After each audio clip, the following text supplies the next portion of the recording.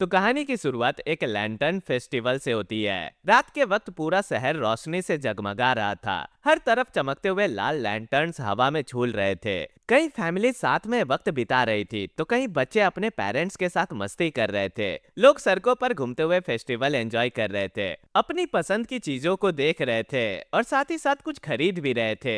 हंसी मजाक की आवाजें, लैंटर्न्स की रोशनी और फेस्टिवल का एक्साइटमेंट पूरे शहर के एटमॉस्फेयर को और भी वाइब्रेंट और लाइवली बना रहा था। इसी भीड़ भाड़ के बीच सीन शिफ्ट होता है एक लाइवली रेस्टोरेंट में, जहाँ एक आदमी बिना किसी कंट्रोल के अपना खाना बिल्कुल तोड़-फोड़ स्टाइल में खा रहा होता है। उसका तरीका इतना वाइल्ड होता है कि आसपास खड़े लोगों का ध्यान अचानक उसकी तरफ चला जाता है। लोग थोड़े अनईजी हो जाते हैं। तभी एक आदमी थोड़ी हेजिटेशन के साथ कहता है, हे, क्या हमें इसे रोकना नहीं चाहिए? इतना खाएगा तो कहीं मर ही ना जाए। और ये इतना बढ़िया खाना खाते हुए रो क्यों रहा है? और ये फैटी सा बंदा जो बिल्कुल किसी भूखे जानवर की तरह खाना खा रहा है, हमारी इस कहानी का प्रोटैगनिस्ट है। उसके पास खड़े लाल कपड़े वाला आदमी उस पर्सन को बताता है, लगता है तुम इसे पहली बार देख रहे हो। ये आदमी हेनान में काफी फेमस है। इस पर पहला आदमी थोड़ा मजाक उड़ाते हुए बोलता है, फेमस क्या अपनी शक्ल की वजह से? लाल कपड़े वाला आदमी तुरंत उसे टोकते हुए कहता है, हैं? और तुम खुद को एक मर्चेंट कहते हो? किसी इंसान को सिर्फ उसकी अपीयरेंस से जज नहीं करना चाहिए। तुम्हें अभी बहुत कुछ सीखना बाकी है। फिर वो आगे एक्सप्लेन करता है, शायद तुम यहाँ के नहीं हो, लेकिन तुमने इसका नाम जरूर सुना होगा। ये वही इंसान है जिसने हेनान के सारे मर्चेंट यूनियंस को एक साथ यूनाइट कर दिया था। एक ऐसा काम जो ऑलमोस्ट इम्पॉसिबल माना जाता था। ये सुनकर पहला आदमी हैरान हो जाता है। उसने हेनान के सारे मर्चेंट यूनियंस को यूनाइट कर दिया? लाल कपड़े वाला आदमी हाँ में सर हिलाते हुए कहता है, बिल्कुल, ये वही ग्रैंड मर्चेंट है जिसने हेनान के सारे मर्चेंट यूनियंस को एक कर दिया था, स्काई ओशियन मर्चेंट यूनियन का योंग हुआरिन। तभी अचानक कोई हुआरिन की तरफ उंगली दिखाकर चिल्लाता है, स्टॉप! ये एक मिड एज लेडी होती है जो गुस्से और कंसर्न के साथ उसे कहती है, एक नॉर्मल इंसान दिन में 3 बार खाना खाता है, लेकिन तुम अकेले एक ही मील में 3 दिनों का खाना खा जाते हो। फ्रस्ट्रेटेड होकर वो उसे चेयर से खींचने की कोशिश करते हुए कहती है, प्लीज अब बस करो। मैंने तुम्हें कितनी बार कहा है, अगर तुम ऐसे ही खाते रहे तो खुद को नुकसान पहुंचा लोगे। और मनी मन सोच रही होती है, यकीन नहीं होता, जब ये जवान था तब अपनी गुड लुक्स के लिए जाना जाता था, लेकिन हुआरिन बिल्कुल एक इमूवेबल माउंटेन की तरह वहीं बैठा रहता है। रोते हुए भारी आवाज में वो उस लेडी से कहता है, लेकिन अगर मैंने खाना बंद कर दिया तो वो यादें फिर से मुझे हॉन्ट करने लगती है, वही नाइटमेयर जैसा दिन। ये सुनकर लेडी का एक्सप्रेशन थोड़ा सॉफ्ट हो जाता है। उसे उसके लिए दुख भी होता है और सब समझ भी आता है। वो धीरे से उसका हाथ छोड़ देती है और पूछती है, फिर क्या तुम सच में ऐसे ही जीते हुए मरना चाहते हो? वारिन पीछे मुड़कर रोते हुए उसका नाम पुकारता है, योनवा। तभी सीन कट होता है उसी रात बाद में, जब वो दोनों कैरिज में बैठकर अपने घर वापस लौट रहे होते हैं। वारिन अपनी हेवी और एक्सपेंसिव ज्वेलरी उतार देता है। थोड़ी थकी हुई आवाज में वो योनवा से कहता है, अब ये सारी दौलत मुझे बिल्कुल मीनिंगलेस लगती है। फिर एक गहरी साई के साथ आगे बोलता है, मैं अपनी ग्लूटनी और इन फ्लैशी ज्वेल्स के पीछे एक ऐसी जख्म को छुपाने की कोशिश कर रहा था जो कभी भर ही नहीं सकता। लोगों को खो देने का दर्द सिर्फ लोग ही भर सकते हैं, लेकिन फिर भी मुझे उस दिन के नाइटमेयर आज भी आते हैं। सामने बैठी योनवा थोड़ी चिंता के साथ बोलती है, यंग मास्टर। और ये सुन वारिन हल्का सा मुस्कुराता है और फिर कहता है, काफी वक्त हो गया है जब से मैंने स्काई ओशियन मर्चेंट यूनियन को अपना घर बना लिया है, लेकिन तुम अब भी मुझे हेड मर्चेंट की जगह यंग मास्टर ही बुलाती हो। इस पर योनवा भी हल्की सी मुस्कान के साथ जवाब देती है, चाहे कितना भी वक्त क्यों ना बीत जाए, मेरे लिए आप हमेशा टियानजोंग क्लैन के यंग मास्टर ही रहोगे। तब वारिन मनी मन सोचता है, योनवा, अब जाकर मुझे एहसास हो रहा है कि तुम्हारे चेहरे पर भी रिंकल्स आने लगे हैं। जब मैंने अपने क्लैन को छोड़कर दूसरे परिवार में शादी की थी, तब भी तुम मेरे साथ आई और मेरी सेवा करती रही। तुम मेरे लिए सिर्फ एक सर्वेंट नहीं हो, तुम मेरी अपनी फैमिली की तरह हो। योनवा, अगर तुम नहीं होती तो शायद मैं कब का मर चुका होता। फिर वो अपने फोरहेड पर बने स्कार को छूते हुए मनी मन कन्फेस करता है, उस दिन टियानजोंग क्लैन का अंत हो गया था। उसके दिमाग में उस रात की तस्वीर उभर आती है जब उसका पूरा क्लैन आग की लपटों में जल रहा था। अपने परिवार को याद करते हुए वो मनी मन कहता है, मैं अपने ही परिवार से नफरत करता था और इस दुनिया में सबसे ज्यादा नफरत मुझे अपने फादर से थी। कई साल पहले गुस्से और बिटरनेस में उसने अपनी ही एक स्टैचू बनवाई थी और फिर यंग योनवा से कहा था, अब से ये चीज मेरी जगह सर्व करेगी और अगर फादर मेरे बारे में पूछे तो उन्हें इसी स्टैचू के पास भेज देना। और रिग्रेट के साथ मनी मन आगे सोचता है, उसके कुछ ही वक्त बाद मैंने अपने परिवार से पूरी तरह मुंह मोड़ लिया।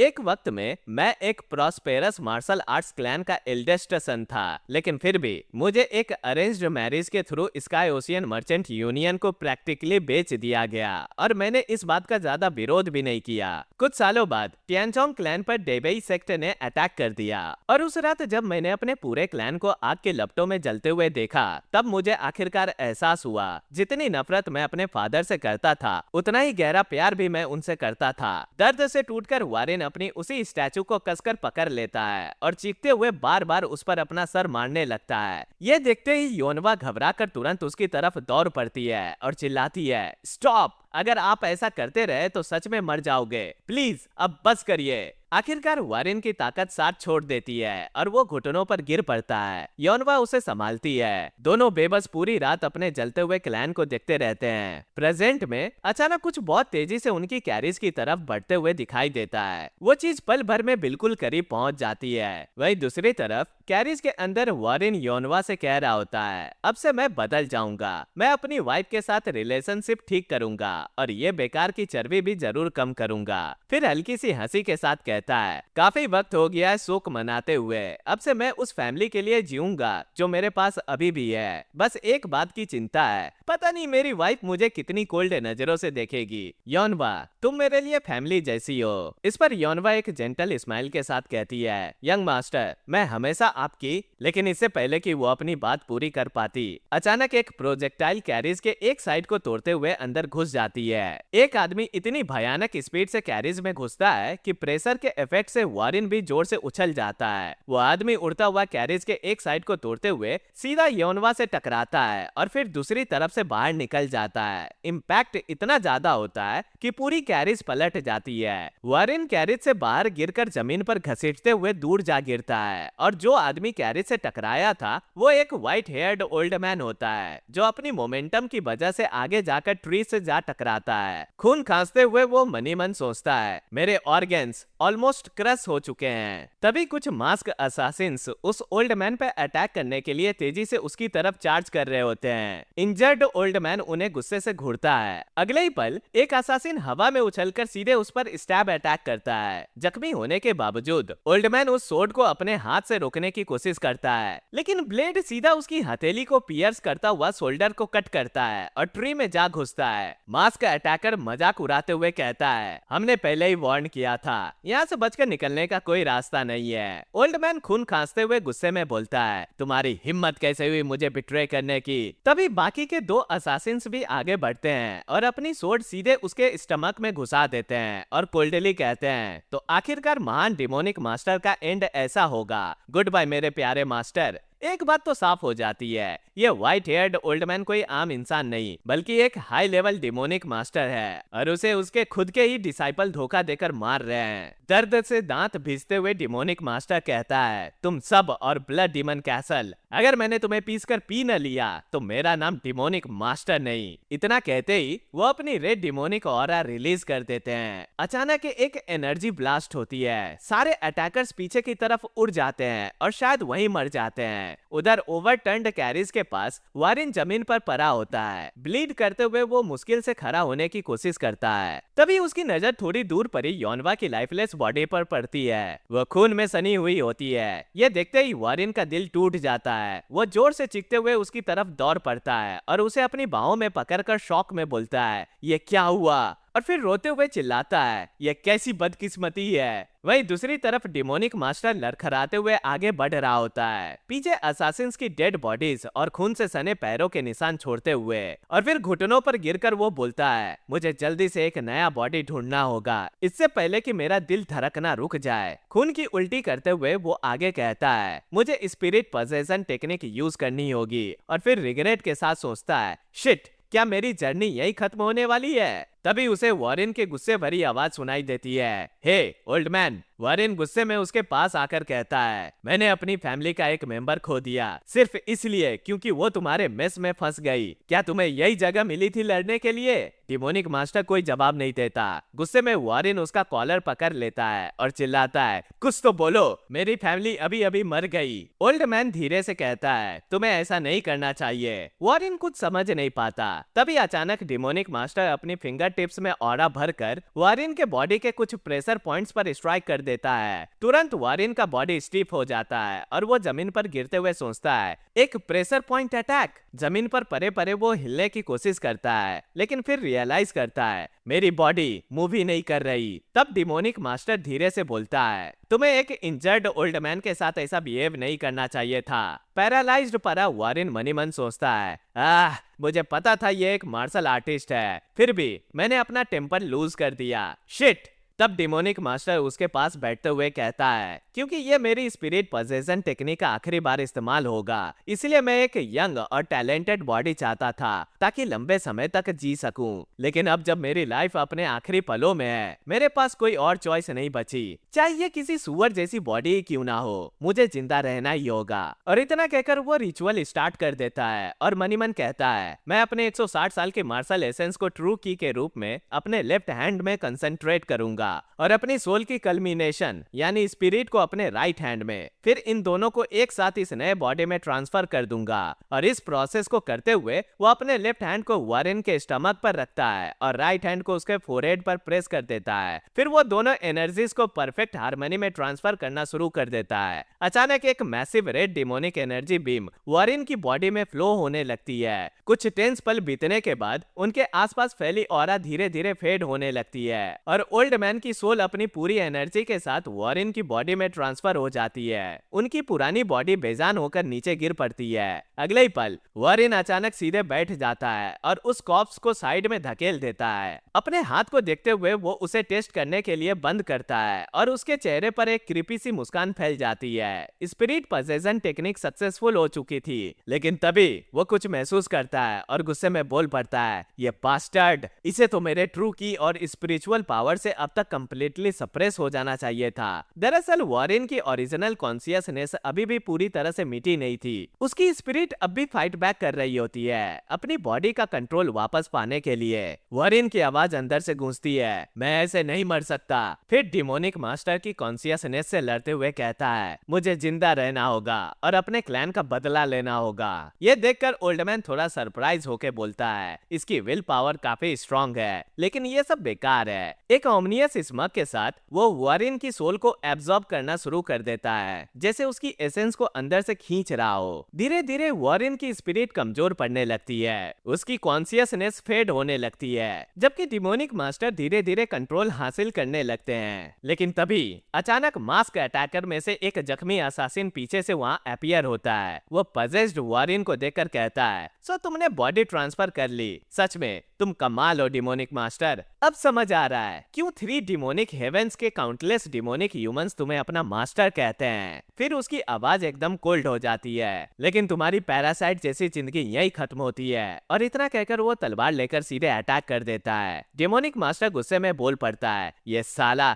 स्पिरिट पोजेशन टेक्निक बस खत्म होने ही वाली थी। लेकिन अगले ही पल तलवार सीधे उसके गले को छेद देती है। वो खून उगलते हुए खांसने लगता है, उसके आसपास एक लाल ऑरा चमकने लगती है और फिर एक जबरदस्त एक्सप्लोजन होता है। तभी सीन कट होता है। एक आवाज कराते हुए बोलती है, मेरा सर फटने वाला है। वारिन धीरे धीरे टियानजोंग क्लैन के मेडिसिनल चैम्बर में आंखें खोलता है। वो सुस्ती में बैठता है और सोचता है, मैं कहाँ हूँ। और फिर रूम को देखकर अंदाजा लगाता है, अपोथेकेरी। प्यास लगने की वजह से पास रखी मेडिसिन की बॉल देखकर वो एक सिप लेता है और तुरंत मुंह बनाकर बोल पड़ता है, ये दवा इतनी कड़वी क्यों है। तभी उसकी नजर अपने पतले हाथों पर पड़ती है और वो पैनिक में चिल्ला पड़ता है। बाउल उसके हाथ से जमीन पर गिरकर टूट जाती है। शॉक में अपना हाथ घुरते हुए वो बोलता है, व्हाट, ये मेरे हाथों को क्या हो गया। आवाज सुनकर एक यंग लड़की रूम में दौड़ कर आती है। थोड़ी घबराहट में वो पूछती है, यंग मास्टर, क्या आप ठीक हैं? अभी मैंने कुछ टूटने की आवाज सुनी। वारिन के लिए ये एक और बड़ा झटका होता है, क्योंकि वो यौनवा होती है, लेकिन बहुत ज्यादा यंग। वो घबराकर उसे पकड़ लेता है और कहता है, यौनवा, क्या सच में ये तुम हो? तुम इतनी यंग कैसे हो गई? यौनवा कंफ्यूज्ड होकर पूछती है, यंग मास्टर, क्या आपको फिर से नाइटमेयर आया? वॉरेन खुद को समझाने की कोशिश करता है, हाँ ये जरूर कोई सपना होगा, लेकिन तभी उसके पैरों में एक तेज दर्द होता है। दरअसल उसने बाउल के टूटे टुकड़े पर पैर रख दिया था, जिस वजह से उसके पैर में कट लग जाता है और खून बहने लगती है। योनवा तुरंत बोल पड़ती है, यंग मास्टर आप नंगे पैर उस पर क्यों चल दिए? दर्द महसूस होते ही वॉरेन मनी मन सोचता है, ये दर्द इतना रियल क्यों लग रहा है। अचानक उसके दिमाग में एक ख्याल आता है, कहीं ऐसा तो नहीं, और बिना कुछ कहे वो रूम से बाहर चल पड़ता है। पीछे पीछे योनवा आवाज लगाती है, यंग मास्टर जख्मी पैर के साथ ऐसे मत चलिए। वॉरेन चलते हुए अपने उसी स्टैचू के पास आ जाता है और उसे डिसबिलीव के साथ घूरते हुए सोचता है, ये कैसे हो सकता है, ये तो इम्पॉसिबल है। उसके दिमाग में पुरानी यादें फ्लैश होने लगती है। उसे याद आता है कैसे उसने इसी स्टैचू पर अपना माथा पीटा था। प्रेजेंट में उसके हाथ कांप रहे होते हैं जब वो स्टैचू को छूने के लिए आगे बढ़ता है। इमोशन से भरकर वो कहता है, योनवा ये स्टैचू जो मैंने फादर से मिलने से मना करने के लिए बनवाया था, मैंने इसे कब लगवाया था? योनवा थोड़ी कंफ्यूजन के साथ कहती है, लगभग 5 दिन हो गए हैं यंग मास्टर। ये सुनते ही वॉरेन बोल पड़ता है, 5 दिन? ठीक है, मैं खुद पता लगा लूंगा। योनवा कंफ्यूज्ड होकर देखती है जब वॉरेन स्टैचू को जोर से पकड़ लेता है। वो अपना सर पीछे की तरफ झुकाता है। योनवा बस हैरानी से कहती है, यंग मास्टर? और तभी वॉरेन जोर से अपना सर स्टैचू पर दे मारता है। स्टैचू में दरार पड़ जाती है, फिर एक और जोर का झटका और स्टैचू पूरी तरह टूटकर टुकड़ों में बिखर जाता है। सिर्फ वॉरेन की सीर विल और स्ट्रेंथ ने उस स्टैचू को मलबे में बदल दिया था। यह देखकर योनवा शौक में चीख पड़ती है, यंग मास्टर क्या आप ठीक है? वही वॉरेन खड़ा रहता है, उसके फोरहेड से खून बह रहा होता है और दांत भींचते हुए मनी मन कहता है, ये कोई सपना नहीं है। मुझे नहीं पता कैसे, लेकिन मैं पास्ट में वापस आ गया हूँ और इस स्टैचू को देखकर मेरे पास 3 साल हैं, उस दिन से पहले जब मेरा क्लैन तबाह हो जाएगा। फिर उसकी आंखों में डिटर्मिनेशन चमक उठता है, इस बार मैं अपने लोगों को और टियानजोंग क्लैन को हर हाल में प्रोटेक्ट करूंगा। और तभी सीन शिफ्ट होता है। नरेशन हमें बताती है, टियानजोंग क्लैन हेनान के टियानजोंग माउंटेन के पास लोकेटेड एक मार्शल क्लैन था। काफी टाइम पहले यहाँ कई हाउस होल्ड्स थे जो अपना नाम उस माउंटेन के नाम पर रखते थे, लेकिन बाद में योंग क्लैन ने उन सबको यूनाइट कर दिया। तब से हेनान के लोग उन्हें टियानजोंग योंग क्लैन के नाम से जानने लगे। जो लोग उस दौर को याद करते हैं आज भी उस क्लैन की तारीफ करते हैं, लेकिन समय के साथ टियानजोंग योंग क्लैन की फेम धीरे धीरे गिरने लगी और अब लोग उनकी तारीफ करना तो दूर, उन्हें बस टियानजोंग क्लैन कहकर बुलाने लगे हैं। तभी एक आदमी अपनी चाय की कप टेबल पर रखते हुए गहरी सांस भरता है और कहता है, लगभग 30 साल हो गए, मुझे समझ नहीं आता एल्डर योंग गोसांग यानी हेनान के सुप्रीम ड्रैगन के बाद हमारे क्लैन से एक भी ग्रेट मार्शल आर्टिस्ट क्यों नहीं निकला। और ये आदमी कोई और नहीं बल्कि टियानजोंग क्लैन के क्लैन हेड योंग बियांग होते हैं। वो आगे कहते हैं, आजकल हर कोई हमारे क्लैन को बस हमारे पुराने ग्लोरी का एक शैडो समझते हैं और सबसे दुखद बात तो यह है कि हम इस बात को झुटला भी नहीं सकते। उनकी वाइफ उन्हें तसल्ली देते हुए कहती है, चलिए उम्मीद करते हैं कि वॉरेन ठीक हो जाए और फ्यूचर में क्लैन को एक बेटर डायरेक्शन दे। लेकिन क्लैन हेड बियांग कहते हैं, तुम अच्छी तरह से जानती हो कि वो मुझसे कितनी नफरत करता है। मैंने जो भी किया वो उसकी भलाई के लिए ही किया था, लेकिन शायद गलती मेरी ही थी कि मैंने उसकी मदर की डेथ के बाद इतनी जल्दी दोबारा शादी कर ली। उनकी वाइफ हल्का सा मुस्कुराते हुए कहती है, थोड़ा सब्र रखिए, शायद उसे बस और टाइम चाहिए। लेकिन बियांग एक और गहरी सांस भरते हुए कहते हैं, मैंने भी यही सोचा था कि वक्त के साथ सब ठीक हो जाएगा, लेकिन लगता है कि हमारे बीच की दूरियां वक्त के साथ और भी बढ़ रही है। जब मैं उसे 5 दिन पहले मिलने गया था तो उसने गार्डन में अपनी एक स्टैचू लगवा दी और मुझसे कहा कि अगर मैं उससे मिलना चाहूँ तो उस स्टैचू को ही उसकी जगह समझ लूं। यह कहकर वो अपना सर पकड़ लेते हैं और साई करते हुए बोलते हैं, आई एम सॉरी, मैं शायद कुछ ज्यादा ही कंप्लेन कर रहा हूँ। तभी अचानक योनवा कोर्टयार्ड में दौड़ते हुए आती है। वो घबराहट में चिल्लाती है, क्लैन हेड, क्लैन हेड। बियांग तुरंत पीछे मुड़कर उसे देखते हैं और पूछते हैं, योनवा तुम इतनी घबराई हुई क्यों हो? योनवा रोते हुए बोलती है, यंग मास्टर वॉरेन वो अचानक। पर तभी क्लैन हेड तुरंत उसे शांत करते हुए कहते हैं, पहले शांत हो जाओ और ढंग से बताओ कि क्या हुआ।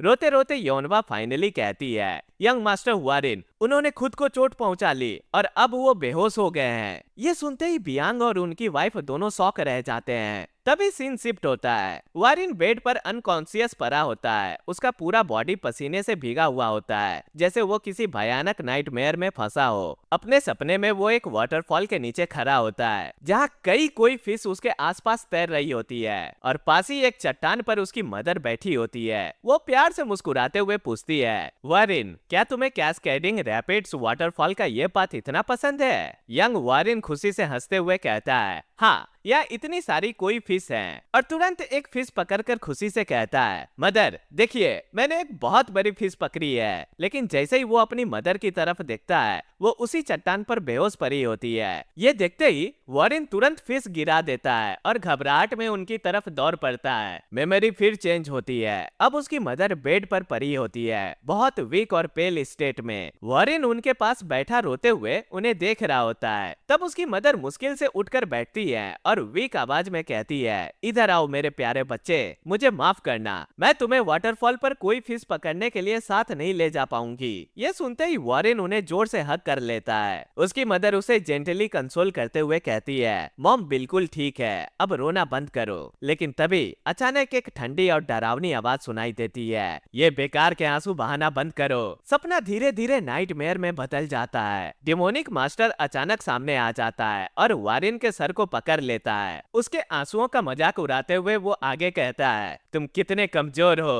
अब मैं तुम्हारे सर को ट्रीट की तरह खाने वाला हूँ। विजन और भी टेरिफाइंग हो जाता है जब डेमोनिक मास्टर अपना मुंह बड़ा करके उसे खाने के लिए ओपन करता है। वारिन जोर से चीख पड़ता है और अचानक झटके से जाग उठता है। उसका दिल बहुत तेज धड़क रहा होता है और सांसें भी बहुत तेज चल रही होती है। वो अपने बेड पर बैठकर आसपास देखता है और कहता है, ये जगह फेमिलियर भी लग रही है और अजीब भी, ये तो मेरा ही रूम है जब मैं यंग था। अचानक उसे रियलाइजेशन होता है, अगर मैं अभी यहाँ हूँ तो इसका मतलब है मैं सच में पास्ट में वापस आ गया हूँ। अपनी मेमोरीज का वेट महसूस करते हुए वो सोचता है, वही पास्ट जब मैं अपने फादर से नफरत करता था और अपनी फैमिली से खुद को अलग कर लिया था। उसके दिमाग में वो ट्रेजिक पल दोबारा उभर आते हैं, मेरे फादर और पूरी फैमिली की डेथ और हमारे क्लैन का डाउनफॉल। फिर उसकी आंखों में एक होप उभरने लगती है, शायद इस बार मैं सब कुछ बदल सकता हूँ क्योंकि मुझे फ्यूचर पता है। लेकिन तभी अचानक उसके थॉट्स डिस्टर्ब हो जाते हैं। उसके एब्डोमेन के अंदर एक अजीब सी एनर्जी उभरने लगती है, हीट धीरे धीरे बढ़ने लगती है। वो कंफ्यूज्ड और अलार्म्ड हो जाता है। इसी बीच उसके रूम के बाहर दो मेड्स उसके बारे में गॉसिप कर रही होती है। ब्लू ड्रेस वाली मेड हैरानी से पूछती है, क्या सच में उसने स्टैचू को हेडबट करके तोड़ दिया? लेकिन फिर वो तुरंत इस बात को डिनाई करते हुए कहती है, नो वे, वो तो हमेशा बीमार रहते हैं। मैंने तो सुना है उसने मार्शल आर्ट भी कभी नहीं सीखा। जिस पर दूसरी मेड तुरंत बोलती है, मैंने अपनी आंखों से देखा है, मुझे तो लगता है शायद उसे किसी स्पिरिट ने पोजेस कर लिया है। लेकिन तभी डोर अचानक जोर से खुलता है। वारिन बाहर निकलता है, उसका पूरा बॉडी ट्रेम्बल कर रहा होता है। दोनों मेड्स तुरंत घबराकर बोल पड़ती है, यंग मास्टर, मेरा वो मतलब नहीं था। लेकिन वारिन उनकी बात सुन भी नहीं रहा होता। वो अपने एब्डोमेन को पकड़े हुए मनी मन सोच रहा होता है, मेरी बॉडी को अचानक क्या हो गया? अचानक से इतनी हीट क्यों फील हो रही है? ये एनर्जी मेरे लोअर डांटियन से आ रही है। फिर एक अजीब थॉट उसके दिमाग में आता है, औरतें कहाँ हैं? मुझे एक औरत चाहिए। होली शिट, इस वक्त तो मुझे मुश्किल से चल पाना चाहिए था। तब उसे रियलाइजेशन होती है, ये एनर्जी, ये तो उस ओल्ड मैन की एनर्जी है। मैं क्लियरली फील कर सकता हूँ, उसकी एनर्जी बहुत ज्यादा थी और अब ये यंग एनर्जी बनकर मैनिफेस्ट हो रही है।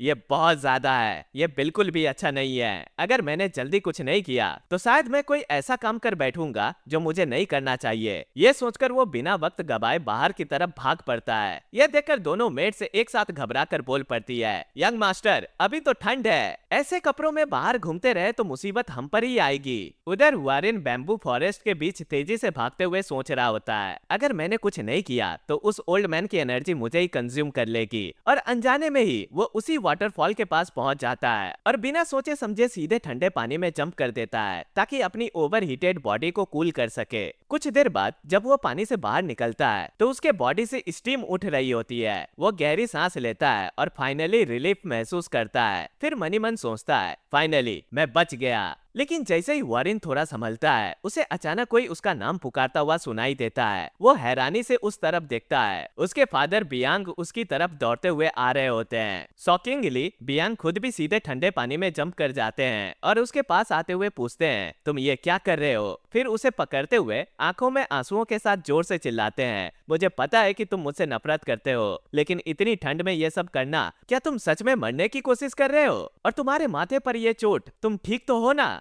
उनकी आवाज में बेपनाह दर्द और बेचैनी साफ महसूस हो रही होती है। अपने फादर को जिंदा देखकर वारिन के इमोशन उमड़ पड़ते हैं। वो मन ही मन कहता है, फादर, मैंने आपको बहुत मिस किया, लेकिन तुरंत खुद को संभालते हुए सोचता है, पर अगर मैं अचानक इतना अफेक्शनेट हो गया तो सबको अजीब लगेगा। अभी के लिए मुझे धीरे धीरे नेचुरली उनसे करीब आना होगा। हाँ, धीरे धीरे। पर आखिरकार उसके इमोशन उस पर हावी हो जाते हैं। वो अपने फादर को जोर से गले लगा लेता है और अपने आंसुओं को रोक नहीं पाता। फिर मन ही मन कहता है, फादर, मैं वापस आ गया। अगर ये एक सपना है तो मैं कभी जागना नहीं चाहता, और अगर ये एक इल्यूजन है तो मैं कभी अपनी आंखें नहीं खोलना चाहता। और इसी तरह 3 महीने गुजर जाते हैं। एक दिन वारिन अपने छोटे भाई के साथ फिशिंग कर रहा होता है। उसका छोटा भाई मुस्कुरा कर कहता है, लगता है इस बेट को मैं ही जीतने वाला हूँ। और ये होता है योंग कीजुंग, योंग वारिन का छोटा हाफ ब्रदर, मतलब सौतेला भाई। वारिन हंसकर जवाब देता है, क्या तुम पूरी जिंदगी फिशिंग ही करते आ रहे हो, जो इतना एक्सपीरियंस्ड हो? फिर वो पिछले 3 महीनों को याद करते हुए मनी मन सोचता है, पिछले 3 महीनों में मैं अपनी फैमिली के काफी करीब आ गया हूँ। अपनी पिछली जिंदगी में तो मैंने कीजुंग से कभी ठीक से बात भी नहीं की थी।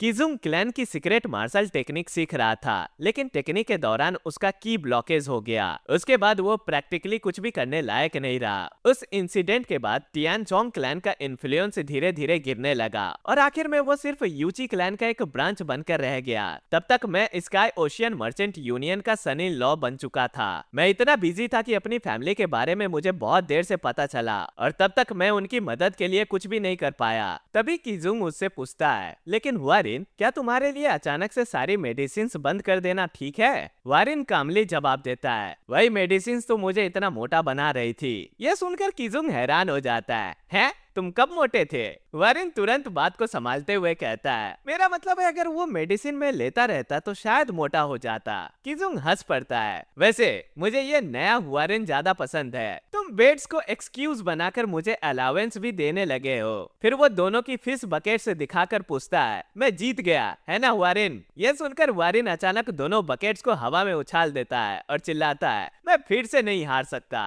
कीजुंग तुरंत सर पकड़कर चिल्लाता है, अरे ये तो चीटिंग है। तभी वारिन उसे पकड़कर मुस्कुराते हुए कहता है, लगता है आज सबसे बड़ी मछली मिल गई, और ये कहकर सीधे पानी में जंप लगा देता है। दोनों पानी में खेलते हुए जोर जोर से हंस रहे होते हैं, लेकिन अंदर ही अंदर वारिन सोच रहा होता है, मुझे पहले कभी पता ही नहीं था कि ये इतना ब्राइट और चीयरफुल बच्चा है। मैंने इस पर बहुत ज्यादा बर्डन डाल दिया था। I am sorry Kijung. इस दौरान वारिन खुद भी मार्शल आर्ट्स ट्रेनिंग के लिए लगातार अपने बॉडी को स्ट्रॉन्ग बना रहा होता है। ट्रेनिंग करते हुए वो सोचता है, मैं हर दिन अपनी बॉडी को ट्रेन कर रहा हूँ। मार्शल आर्ट्स ट्रेनिंग शुरू करने से पहले मुझे इंश्योर करना होगा कि मेरी बॉडी काफी फिट हो। कभी कभी मुझे डर लगता है कि उस ओल्ड मैन की एनर्जी फिर से कुछ कर ना दे, लेकिन अब तक उसने कोई प्रॉब्लम नहीं थी। लेकिन उस दिन जब उसकी एनर्जी अचानक सर्ज हुई थी, तब से मैंने हर सुबह वाटरफॉल के नीचे मेडिटेशन करने की हैबिट बना ली है। एक सुबह मेडिटेशन खत्म करके जब वो वाटरफॉल से बाहर निकल रहा होता है, तब उसकी नजर अपनी छोटी हाफ सिस्टर योंग सियोलान पर पड़ती है। वो पास ही खड़ी होती है और उसके लिए टॉवल पकड़े हुए वेट कर रही होती है। वारिन उसके पास जाकर कहता है, मैंने तुमसे कितनी बार कहा है, तुम्हें ये सब करने की कोई जरूरत नहीं है। सियोलन स्माइल के साथ जवाब देती है, लेकिन मुझे अच्छा लगता है कि अब हम फ्रेंड्स बन गए हैं। वारिन टॉवल से खुद को पोंछते हुए सोचता है, मैंने कहा था कि अपनी पिछली जिंदगी में मैंने कीजुंग से कभी बात तक नहीं की थी, लेकिन सियोलन के साथ तो मैंने कुछ बार बुरा बर्ताव किया था, जबकि वो इतनी अच्छी थी। वो हमेशा एक्टिव और फ्रेंडली रहती थी। उसे फायरवर्क्स जैसे इवेंट्स में जाना बहुत पसंद था, और वो अक्सर मुझे भी अपने साथ चलने के लिए कहती थी। लेकिन जब भी वो मुझे इनवाइट करती, मैं और इसी के साथ फ्लैशबैक शुरू होता है। एक बार सियोलान ने उसे कहा था, ब्रदर, क्या आप मेरे साथ उस फेस्टिवल में चलोगे जिसके बारे में मैंने बताया था? तब वारिन ने कोल्डली जवाब दिया था, हे, क्या तुम मजाक कर रही हो? क्या मैं तुम्हें ऐसा लगता हूँ जिसके पास तुम्हारे साथ घूमने का टाइम है? आगे से मुझसे ऐसी बात मत पूछना। इतना कहकर वो बिना पीछे देखे वहाँ से चला गया था। पीछे सियोलान वहीं खड़ी रोती रही। वारिन उस पल को याद करके मनी मन सोचता है, 2 बार उसने मुझे इनवाइट किया और दोनों ही बार मैंने मना कर दिया, और वही हमारी आखिरी बातचीत थी। फेस्टिवल जाते वक्त किसी ने उसका मर्डर कर दिया था, और फादर ने उस केस की पर्सनली इन्वेस्टिगेशन की थी, लेकिन कुछ वक्त बाद उनका भी असैसिनेशन हो गया। अपनी पिछली जिंदगी में सियोला ने मुझे 2 बार फेस्टिवल के लिए बुलाया था। पहले आज के मून फेस्टिवल के दिन और दूसरा 1 साल बाद होने वाला योंग क्लैन फेस्टिवल, और उसी फेस्टिवल में सियोलान का मर्डर होने वाला है। हिस्ट्री को बदलने का इरादा करते हुए वारिन अचानक सियोलान से पूछता है, सियोलान क्या तुमने नहीं कहा था कि आज मून फेस्टिवल है? यह सुनते ही सियोलान की आंखें एक्साइटमेंट से चमक उठती है। वह तुरंत खुशी से बोल पड़ती है, मुझे लगा था आप भूल गए, क्या आप सच में मेरे साथ चलोगे? वारिन हल्की सी मुस्कान के साथ उसे अस्योर करता है, हाँ बिल्कुल, वैसे भी क्यों ना हम तुम्हारे लिए थोड़ी शॉपिंग भी कर ले। यह सुनते ही सियोलान की खुशी का कोई ठिकाना नहीं रहता। वो तुरंत उछलते हुए बोलती है, ये चलिए अभी चलते हैं। सियोलान को इतना खुश देखकर वारिन के चेहरे पर भी हल्की सी मुस्कान आ जाती है, लेकिन अंदर ही अंदर वो गहरी सोच में डूब जाता है। ये जिंदगी मुझे दोबारा जीने का एक और अनमोल मौका मिला है, मैं दोबारा वही सब होने नहीं दे सकता। अगर मुझे सब कुछ बदलना है तो मुझे और ज्यादा स्ट्रॉन्ग बनना होगा, इतना स्ट्रॉन्ग कि मैं अपने परिवार की हिफाजत कर सकूं और अपने क्लैन की पुरानी ग्लोरी को वापस ला सकूं। अगले दिन वारिन क्लैन के बाकी डिसाइपल्स के साथ रनिंग प्रैक्टिस कर रहा होता है। सबके साथ दौड़ते हुए वो मनी मन सोच रहा होता है, ओरिजिनली इस वक्त मैं बस अपने रूम में बैठकर मेडिसिन पीता था और बुक्स पढ़ता रहता था। मैं कभी बाहर भी नहीं निकलता था, लेकिन सब कुछ बदल गया है। आयरोनिकली लगता है ये सब उस ओल्ड मैन की ओमनियस ऑरा की वजह से ही हुआ है। मेरा मन बेचैन हो रहा है मूव करने के लिए। मैं अपनी नई और स्ट्रॉन्ग बॉडी को टेस्ट करना चाहता हूँ। जब वारिन प्रैक्टिस कर रहा होता है तब उसके फादर बियांग उसे दूर से नोटिस करते हैं और आवाज लगाते हैं। अपने बेटे को ऐसे मेहनत करते देख उनकी आंखों में हैरानी और खुशी के आंसू आ जाते हैं और कहते हैं, तुम सच में बदल गए हो, मेरा बेटा वाकई बड़ा हो गया है। सबके सामने ऐसे प्रेज होने पर वारिन थोड़ा एम्बैरेस्ड हो जाता है। वो धीरे से कहता है, फादर बाकी डिसाइपल्स देख रहे हैं। इस पर क्लैन हेड जोर से हंस पड़ते हैं, तो उससे क्या फर्क पड़ता है। फिर वो थोड़ा सीरियस होते हुए कहते हैं, वारिन सिर्फ फिजिकल एक्सरसाइजेस करने के बजाय क्यों ना तुम ऑफिशियली हमारी फैमिली की मार्शल आर्ट सीखना शुरू करो। वारिन तुरंत जवाब देता है, मैं भी यही सोच रहा था फादर। ये सुनते ही क्लैन हेड बहुत खुश हो जाते हैं और फिर मुस्कुराते हुए कहते हैं, रियली? तो फिर मैं तुरंत तुम्हारे लिए एक इंस्ट्रक्टर अरेंज कर देता हूँ। लेकिन तभी वारिन कहता है, वेल एक्चुअली मेरे दिमाग में एक स्पेसिफिक इंसान है। ये सुनते ही क्लैन हेड थोड़े सरप्राइज्ड हो जाते हैं, कौन? पर इससे पहले की बात आगे बढ़ पाती तभी सियोलान वहां आ जाती है। वो दौड़ते हुए सीधे वारिन के पास आती है और उसे गले लगा लेती है। ये देख क्लैन हेड थोड़ा नखरे से बोलते हैं, अब तो तुम सिर्फ अपने भाई को ही ढूंढती रहती हो, अपने फादर को इग्नोर कर देती हो। सियोलान खुशी खुशी घूमकर अपना नया ड्रेस दिखाते हुए पूछती है, ये कपड़े भैया ने मेरे लिए चूज किए हैं, कैसी लग रही है फादर, सुंदर है ना? वारिन थोड़ा शर्माते हुए बोलता है, इस बात का मैं क्या ही जवाब दूं। इस पर सियोलान चीयरफुल स्माइल के साथ कहती है, आपको पता है ना भैया, मैं आपसे बहुत प्यार करती हूँ। उसकी चीयरफुल एनर्जी पूरे कोर्ट यार्ड को रोशन कर देती है। यह सब देखते हुए वारिन अंदर ही अंदर सोचता है, सिर्फ मेरी बॉडी का कॉन्स्टिट्यूशन बदल जाने का ये मतलब नहीं कि मैं सबको प्रोटेक्ट कर सकता हूँ। मुझे कम से कम इतना स्ट्रांग बनना होगा कि मैं खुद को प्रोटेक्ट कर सकूं। मुझे मार्शल आर्ट सीखनी ही होगी। तभी सीन शिफ्ट होता है एक लेडी पर जो इंटेंस शॉर्ट ट्रेनिंग कर रही होती है।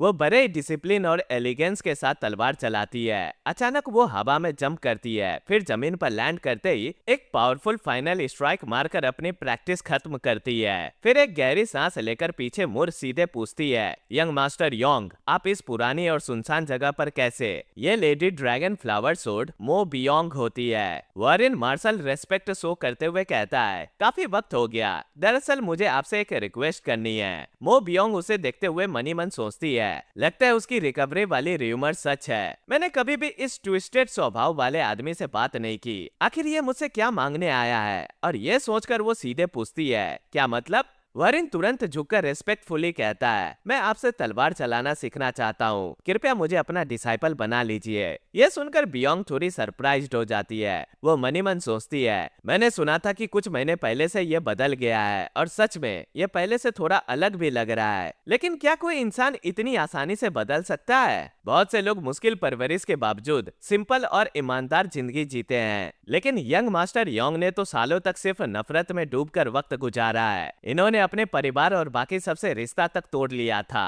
अचानक वो अपना चेहरा दूसरी तरफ फेरते हुए ठंडे लहजे में अपना फैसला सुनाती है, मैं मना करती हूँ। यह रिजेक्शन वारिन के प्लान को तुरंत तोड़ देता है। वो शॉक में पूछता है, क्या आप मुझे वजह बता सकती हैं? मो बियोंग कामली जवाब देती है, मैं अभी टियानजोंग क्लैन की सीक्रेट आर्ट्स के रुक जाने की वजह इन्वेस्टिगेट कर रही हूँ। यह कहकर वो वारिन को इग्नोर करते हुए आगे बढ़ जाती है। चलते हुए वो मनी मन सोचती है, माफ करना यंग मास्टर योंग, लोग इतनी आसानी से नहीं बदलते। मो बियोंग को दूर जाते देख वारिन सोचता है, जैसे कि मैंने सोचा था, वो अभी भी मुझे एक बेकार इंसानी समझती है। पास्ट में इंस्ट्रक्टर मो बियोंग बहुत कम लोगों से इंटरेक्ट करती थी। क्लैन के अंदर भी बहुत कम लोग उनकी असली ताकत जानते थे। वो जानबूझकर अपनी स्ट्रेंथ छुपा नहीं रही थी। मुझे पता है क्योंकि मैंने फ्यूचर देखा है। इंस्ट्रक्टर मो की मार्शल प्रोवेस हमारे क्लैन में किसी भी इंसान से कहीं ज्यादा डीप है। जब लेडी मो वहाँ से जाने लगती है तब डेस्पिरेशन में वॉरिन अचानक घुटनों पर बैठ जाता है। यह देखकर मो बियोंग शॉक हो जाती है और वो तुरंत गुस्से में चिल्लाती है, तुम ये क्या कर रहे हो? क्लैन के एल्डेस्ट सन होकर तुम इतनी छोटी सी बात के लिए घुटनों पर कैसे बैठ सकते हो? वारिन धीरे से फुसफुसाता है, नहीं। फिर वो सर उठाकर पूरी कन्विक्शन के साथ कहता है, मेरे लिए ये कोई छोटी बात नहीं है। उस पल वो फ्यूचर इवेंट्स को याद करता है और मनी मन सोचता है, मो बियोंग, डेबई सेक्ट के खिलाफ हुई लड़ाई में सबसे ज्यादा कंट्रीब्यूशन किसी का था तो वो तुम्हारा ही था। उसी दौरान तुम्हें ड्रैगन ब्लड फ्लावर का टाइटल मिला था, जो एक लेडी के लिए ज्यादा फ्लैटरिंग टाइटल नहीं है, लेकिन फिर भी तुमने टियानजोंग क्लैन को दोबारा खड़ा करने के लिए अपनी पूरी जिंदगी दे दी। और फिर एक दिन तुम्हारी मिस्टीरियस डेथ हो गई। तुमने क्लैन के लिए अपनी जान दे दी। इस बार मैं ऐसा होने नहीं दूंगा, ना तुम्हारे साथ और ना ही टियानजोंग क्लैन के साथ। वारिन की सिंसियरिटी को देखकर मो बियोंग थोड़ी इंट्रिग्ड हो जाती है। वो मनी मन सोचती है, इसका डिमेनोर सच में बदल गया है, क्या ये वाकई बदल गया है? फिर वो सीधे कहती है, मैं तुम्हारी रिक्वेस्ट एक्सेप्ट करती हूँ। ये सुनते ही वारिन खुशी से बोल पड़ता है, क्या सच में? मो बियोंग कहती है, हाँ, लेकिन एक कंडीशन पर, अगर तुम इस बार में मुझे हरा दो तो मैं तुम्हें अपना डिसाइपल बना लूंगी। ये सुनते ही वारिन शॉक हो जाता है, क्या? लेकिन आपके और मेरे बीच तो बहुत बड़ा गैप है। इस पर मो बियोंग कामली कहती है, सिर्फ एक सिंगल टच। अगर तुम्हारी सोड मुझे एक बार भी टच कर गई तो वो तुम्हारी जीत होगी, और इस डुअल में मैं अपना की या टियानजोंग क्लैन की मार्शल आर्ट यूज नहीं करूंगी। क्या तुम ये चैलेंज एक्सेप्ट करते हो? वारिन थोड़ा टेंस हो जाता है, फिर खड़ा होते हुए सोचता है, रिग्रेशन के बाद मैंने जितनी हो सकती थी उतनी ट्रेनिंग की है, शायद इसके साथ मैं ये कर सकता हूँ। फिर जोर से कहता है, ठीक है, फिर फाइट शुरू करते हैं। लेकिन अगले ही पल वारिन जमीन पर बुरी तरह क्रश्ड पड़ा होता है। जमीन पर पड़े हुए वो शॉक में सोचता है, मैं उसके बाल तक को टच नहीं कर पाया, क्या हमारे बीच का गैप इतना बड़ा है? तब मो बियोंग कामली कहती है, लगता है मैं जीत गई, अब मैं चलती हूँ। वो मुड़कर जाने लगती है। तभी वारिन अपनी बची हुई हिम्मत जोड़कर खड़ा होता है और सोड उठाते हुए चिल्लाता है, अभी लड़ाई खत्म नहीं हुई। लेकिन मो बियोंग एक ही स्ट्राइक में उसकी सोड को डिसआर्म कर देती है। फिर भी वारिन हार नहीं मानता। वो टूटी हुई आवाज में कहता है, ये अभी खत्म नहीं हुआ, क्योंकि हर सोड के साथ मो बियोंग की सोड का एक स्ट्राइक उस पर पड़ता है। आखिरकार वो पिटकर जमीन पर बैठ जाता है। वो ऑलमोस्ट अनकॉन्शियस हो चुका होता है, फिर भी उसने हाथ में वुडन सोड अभी भी पकड़ी हुई होती है। ये देख मो बियोंग मार्शल रेस्पेक्ट के साथ कहती है, तुम्हारी मेहनत काबिले तारीफ है young master Yong,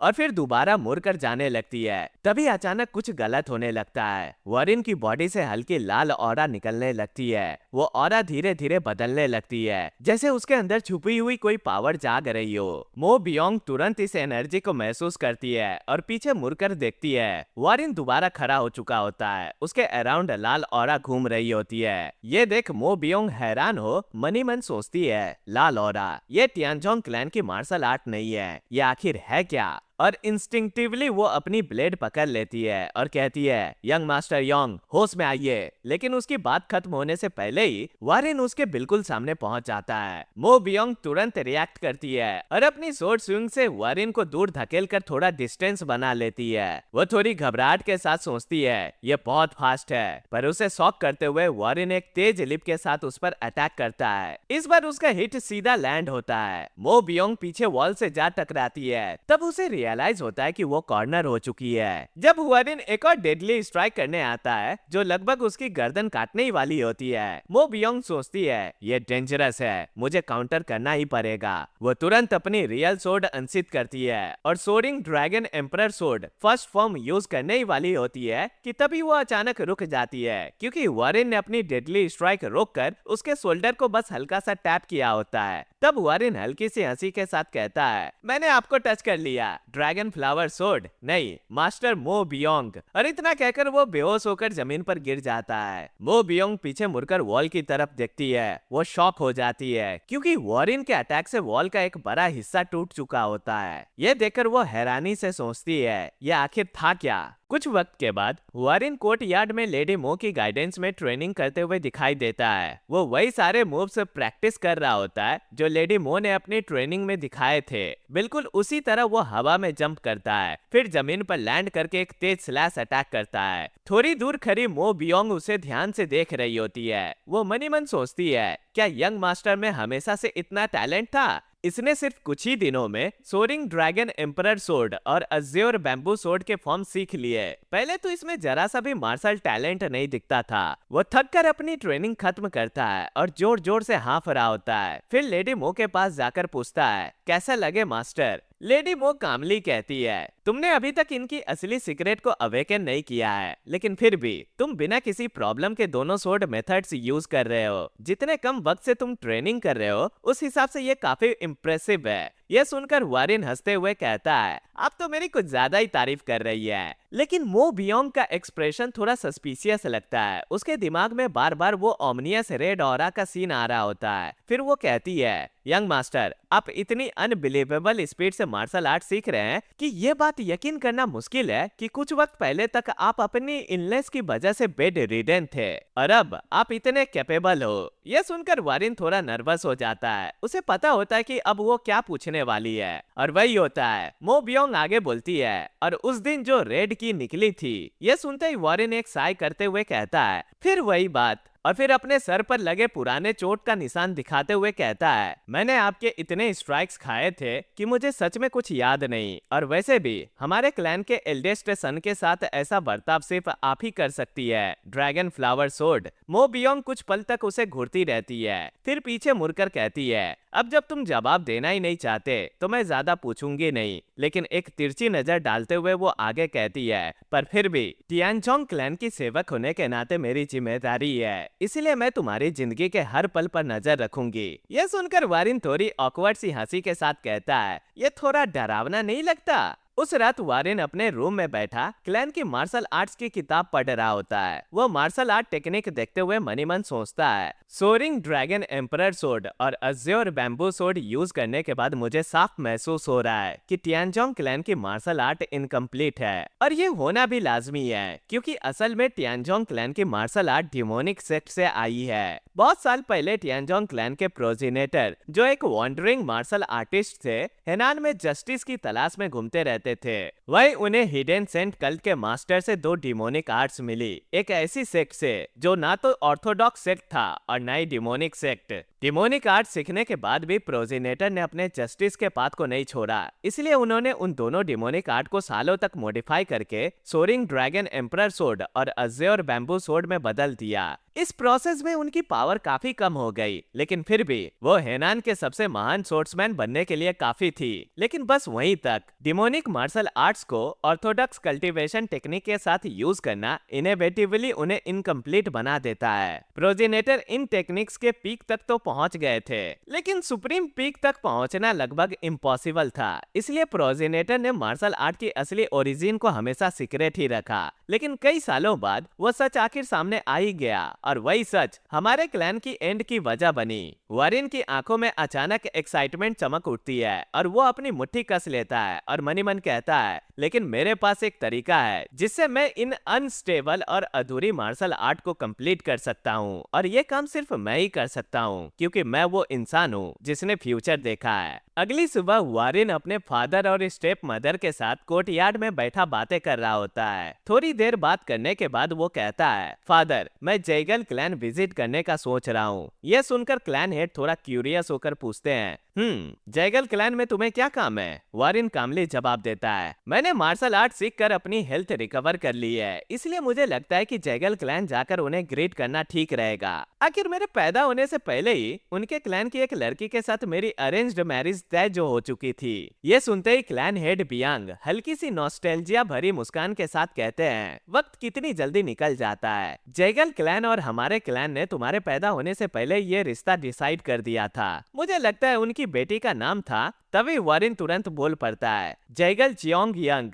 clan head मुस्कुराते हुए कहते हैं, हाँ बिल्कुल, मेरी जैगल युगियोल के साथ बहुत गहरी दोस्ती थी, तुम वहाँ जाओगे तो वो जरूर खुश होगा। फिर थोड़ा टीजिंग एक्सप्रेशन बनाकर कहते हैं, वैसे सुना है कि उसकी बेटी बहुत खूबसूरत है। फिर पूछते हैं, तो तुम कब निकलने का प्लान कर रहे हो? लेकिन तभी वॉरेन की स्टेप मदर थोड़ी चिंता के साथ बोलती है, वॉरेन अभी अभी अपनी हेल्थ रिकवर कर पाया है, मुझे लगता है उसे थोड़ा और आराम कर लेना चाहिए। क्लैन हेड चाय की कप उठाते हुए हंस पड़ते हैं और कहते हैं, अब वो जवान हो चुका है, ट्रैवल करके नए लोगों से मिलना भी उसके एक्सपीरियंस का हिस्सा होना चाहिए। मैं भी उसकी उम्र का ही था जब मेरी युगियोल के साथ पहली मुलाकात हुई थी। तब स्टेप मदर भी बात मान जाती है और एक जेंटल स्माइल के साथ कहती है, ठीक है, जैसा आप ठीक समझे, लेकिन इतनी दूर का सफर है, उसे अपनी सेफ्टी का पूरा ध्यान रखना होगा। यह सफर आसानी से 1 महीने से ज्यादा का हो सकता है, इसलिए उसके साथ एक रिलायबल बॉडीगार्ड का होना जरूरी है। और तभी सीन शिफ्ट होता है। लेडी मो गुस्से भरी नजर से वॉरेन को घूर रही होती है। वॉरेन उन्हें देखकर खुशी से बोलता है, हेलो मास्टर मो। फिर पीछे खड़े 2 आदमियों को देखकर पूछता है, लेकिन आपके पीछे ये 2 लोग कौन है? साफ था कि लेडी मो और वो 2 लोग उसके बॉडीगार्ड के रूप में भेजे गए थे। इसी वजह से लेडी मो थोड़ी इरिटेटेड होती है। तभी वो दोनों आदमी आगे बढ़ते हैं। वो वॉरेन की बॉडी को पकड़कर इंस्पेक्ट करने लगते हैं। इससे वॉरेन थोड़ा कंफ्यूज्ड हो जाता है। उनमें से एक आदमी जो उसकी टांग चेक कर रहा होता है, सरप्राइज से कहता है, बॉडी ज्यादा बड़ी नहीं है, लेकिन काफी फ्लेक्सिबल है। चेक करने के बाद दूसरा बंदा मुस्कुराते हुए कहता है, तो ये सच है कि आप मार्शल आर्ट ट्रेनिंग कर रहे हैं? पहला बंदा भी बोल पड़ता है, हाँ, लगता है यंग मास्टर वाकई पहले से अलग हो गए हैं। उनकी बात सुनकर वॉरेन कहता है, आप दोनों जरूर राइजिंग घोस्ट ब्लेड्स होंगे, आपसे मिलकर खुशी हुई। इस पर दूसरा बंदा मार्शल रेस्पेक्ट शो करते हुए कहता है, चिंता मत कीजिए यंग मास्टर, हम दोनों और ड्रैगन फ्लावर सोर्ड मिलकर आपकी पूरी हिफाजत करेंगे।